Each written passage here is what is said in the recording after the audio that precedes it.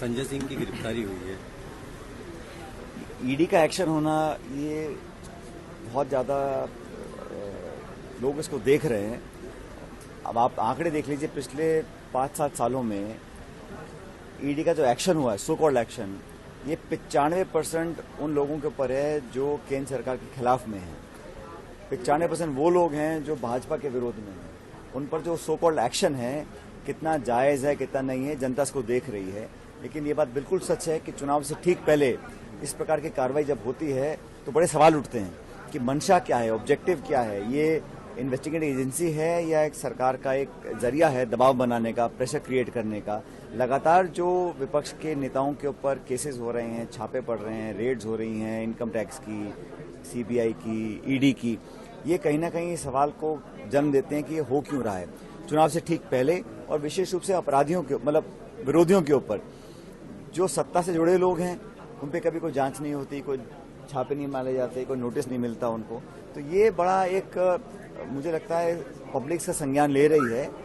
अब कानून के दायरे में रहकर क्या परिणाम निकलेंगे मैं नहीं जानता हूं, लेकिन परसेप्शन ये बना हुआ है कि केंद्र सरकार पूरी ताकतों का इस्तेमाल कर दबाव बनाकर विरोधियों को सबक सिखाने के मूड में है।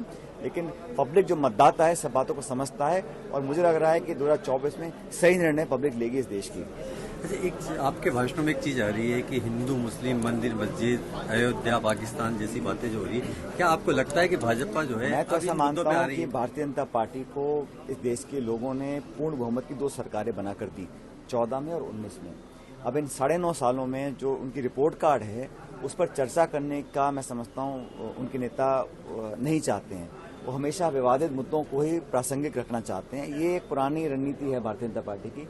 हम लोग चाहते हैं कि चर्चा हो, डिस्कशंस हो, जैसे हमारे कांग्रेस के नेता हम सब लोग या हमारी एनडीए अलायंस के लोग बोलते हैं कि आप बेरोजगारी पर, पत्रकारों की स्वतंत्रता के ऊपर, इन्वेस्टमेंट्स के ऊपर, महंगाई के ऊपर, निवेश के ऊपर, इन पर चर्चा करो और बताओ कि इस देश में खाई क्यों बढ़ गई है अमीर गरीब की, और इतने लाखों करोड़ रुपए उद्योगपतियों के माफ हो जाते हैं, किसानों की कुर्की हो जाती है। इन पर कोई चर्चा करने को तैयार नहीं है।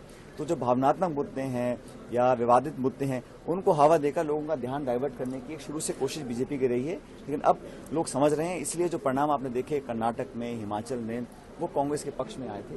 और जो आने वाले विधानसभा चुनाव हैं, इस पर भी मुझे लगता है जनता हमको अपनी मोहर लगाएगी और कांग्रेस पार्टी को विजयी बनाएगी। ईडी की कार्रवाई को लेकर कांग्रेस पहले अपना विरोध जता चुकी है, दिल्ली के अंदर सशक्त विरोध जताया गया। क्या इस तरह का फिर कोई विरोध जैसी कोई बात? देखो, हम लोग तो जो गलत है उसको गलत बोलना पड़ेगा, और अगर सरकारी एजेंसीज इस प्रकार की कार्रवाई करती हैं जो पूर्ण रूप से राजनीति से प्रेरित हैं, तो उस पर हम लोग उसका पूरा विरोध भी करते रहेंगे। पहले भी किया है हम लोगों ने, और मुझे लग रहा है कि इस देश के लोग ये जानना चाहते हैं कि ये जो तमाम कार्रवाई है, ये सिर्फ विरोधी नेताओं के ऊपर ही क्यों होती है। और इसमें कोई तेरा मेरा नहीं है। इसमें तो पूरे देश में जहां जहां लोग जो केंद्र सरकार के विरोध में बोलते हैं, उसका विरोध, उस पर दबाव डालने की एक कोशिश केंद्र सरकार करती है। चुनाव आते आते जो है मुआवजों पर भी विरोध प्रदर्शन होने लगे हैं। जयपुर में एक बड़ा प्रदर्शन हुआ है कल, उससे किस नजरिए से देखते हैं? किस तरह के जो है मॉब लिंचिंग जैसे कानून जो है, मुझे लगता है कि जो भी कानून है, जो भी बनने चाहिए, पॉलिसीज हैं, वो एक जैसी होनी चाहिए, कोई पक्षपाती भेदभाव नहीं होना चाहिए।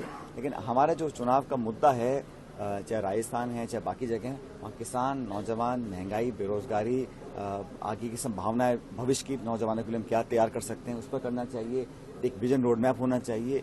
उसके अभाव में मैं समझता हूँ कि जो चर्चा और डिबेट्स हैं वो बहुत ज़्यादा सार्थक नहीं है।